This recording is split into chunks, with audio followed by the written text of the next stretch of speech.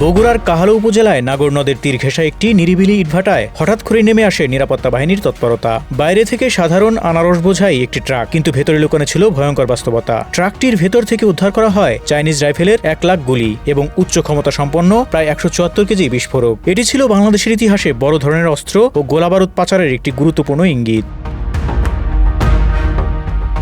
পুলিশের বিশেষ শাখা এসবি তখন ট্রাক চালককে আটক করে। জিজ্ঞাসাবাদে চালক স্বীকার করেন এই চালানটির উৎস হবিগঞ্জের চুনারুঘাটের টিপরাবস্তি। তেলিয়াপাড়া চা বাগানের ভেতর ট্রাকে তোলা হয়েছিল এই অস্ত্র ও বিস্ফোরক। তদন্তে বেরিয়ে আসে চালানটির পেছনে ছিল ভারতের ত্রিপুরা ভিত্তিক বিচ্ছিন্নতাবাদী সংগঠন national liberation front of Tripura.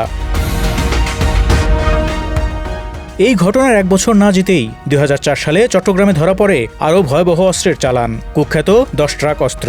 সেই তদন্ত বাংলাদেশের নিরাপত্তা ইতিহাসে এক বিস্ফোরক অধ্যায় খুলে দেয়। অস্ত্রের উৎস, অর্থের যোগান ও আন্তর্জাতিক যোগাযোগ সবকিছুর সুতোয় উঠে আসে পাকিস্তানের গোয়েন্দা সংস্থা ISI এর নাম। আর সে অর্থ পরিশোধের দায়িত্ব পালন করেছিলেন দুবাই ভিত্তিক এক ধনকুবের ARY টিভির মালিক আব্দুল রাজ্জাক ইয়াকুব। তদন্ত সংশ্লিষ্ট বিভিন্ন সূত্রের দাবি, ISI এর সঙ্গে আব্দুল রাজ্জাক ইয়াকুবের সম্পর্ক ছিল ঘনিষ্ঠ ও বহুস্তরীয়। অস্ত্র নির্মাতা কোম্পানিকে চালানের মূল্য পরিশোধ করা হয়েছিল ইয়াকুবের মাধ্যমে, যদিও তিনি বা তার গোষ্ঠী কখনোই সব অভিযোগের সরাসরি ও স্বচ্ছ জবাব দেয়নি। আজ ARY নামটি দক্ষিণ এশিয়ার বিনোদন অঙ্গনে অত্যন্ত পরিচিত। বিশেষ করে পাকিস্তানি নাটক প্রেমীদের কাছে ARY ডিজিটাল এক অবিচ্ছেদ্য নাম।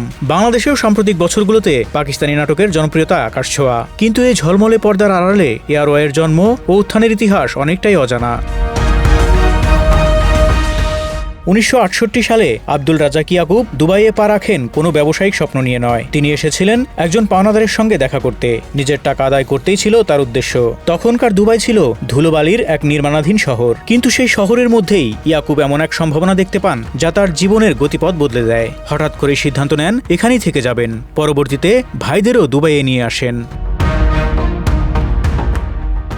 ইয়াকুবের ছোট ভাই হাজি ইকবালের ঘরে জন্ম নেন সালমান ইকবাল। ততদিনে পরিবারটি দুবাইয়ে পাকাপোক্তভাবে বসতি গড়েছে। আব্দুল রাজ্জাক ইয়াকুব তখন একটি ট্রেডিং কোম্পানি দাঁড় করিয়েছেন, যা পাকিস্তানি পণ্য মধ্যপ্রাচ্যে আমদানি করত এবং একই সঙ্গে দুবাই থেকে খাঁটি স্বর্ণ পাকিস্তানে রপ্তানি করত।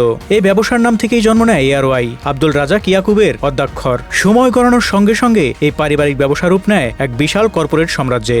আজ ARY গ্রুপের বিভিন্ন প্রতিষ্ঠানের প্রধান নির্বাহী হিসেবে দায়িত্ব পালন করছেন সালমান ইকবাল। কিন্তু এই উত্থান কতটা স্বচ্ছ ছিল তা নিয়ে প্রশ্ন রয়ে গেছে শুরু থেকেই।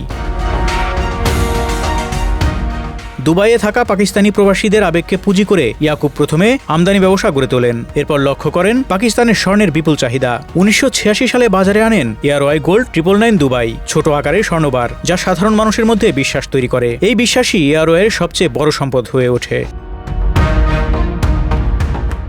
কিন্তু 90-এর দশকে স্বর্ণ ব্যবসায়ী তাদের ঘিরে আনে সবচেয়ে বড় বিতর্ক। 1994 সালে বেনজির ভুট্টো সরকার ARY-কে 2 বছরের জন্য একমাত্র স্বর্ণ আমদানিকারক হিসেবে লাইসেন্স দেয়। একই সময়ে মার্কিন তদন্ত নথিতে উঠে আসে ARY গোল্ড থেকে আসিফ আলী জারদারির একটি অফশোর কোম্পানিতে $1 কোটি পাঠানো হয়েছে। এ অর্থ লেনদেনের কোনো গ্রহণযোগ্য ব্যাখ্যা আজও পাওয়া যায়নি। অনেকে একে সরাসরি রাজনৈতিক ঘুষ হিসেবে বিবেচনা করেন। 2000 সালে মিডিয়া জগতে প্রবেশ করে ARY। চালু হয় ARY ডিজিটাল। খুব দ্রুতই তারা পাকিস্তানের শীর্ষ টিভি নেটওয়ার্কে পরিণত হয়। তবে সংবাদ পরিবেশনায় রাজনৈতিক পক্ষপাত, সামরিক শাসকদের প্রতি নমনীয়তা এবং প্রতিপক্ষের বিরুদ্ধে আক্রমণাত্মক প্রচার ARY নিউজকে বিতর্কের কেন্দ্রে নিয়ে আসে। জিও নিউজের সঙ্গে দ্বন্দ্ব, যুক্তরাজ্যের আদালতে মানহানি মামলায় পরাজয়, মিথ্যা প্রচারের জন্য প্রকাশ্যে ক্ষমা চাওয়া ও ক্ষতিপূরণ প্রদান, এসব ঘটনায় ARY এর ভাবমূর্তি বড় ধরনের ধাক্কা খায়। এরপর আসে কর ফাঁকি, অফশোর কোম্পানি, PSL দল, করাচি কিংসের মালিকানা, বল টিভি ও ওয়ার্ল্ড কল অধিগ্রহণ নিয়ে বিতর্ক। সব মিলিয়ে ARY আজ একটি শুধু মিডিয়া গ্রুপ নয়, এটি এক প্রভাবশালী কিন্তু প্রশ্নবিদ্ধ সাম্রাজ্য। দুবাইয়ের ধুলোবালির শহর থেকে পাকিস্তানের ক্ষমতার অলিন্দ পর্যন্ত ARY এর যাত্রা একদিকে উদ্যোক্তার সাফল্যের গল্প, অন্যদিকে ক্ষমতা, গোয়েন্দা সংযোগ ও অস্বচ্ছ লেনদেনের দীর্ঘ ছায়ায় ঢাকা এক ইতিহাস। ঝলমলে পর্দার আড়ালে থাকা এই গল্প আজও অনেক প্রশ্নের উত্তর দেয় না, বরং নতুন করে সন্দেহের জন্ম দেয়। Desk report, Dhaka express.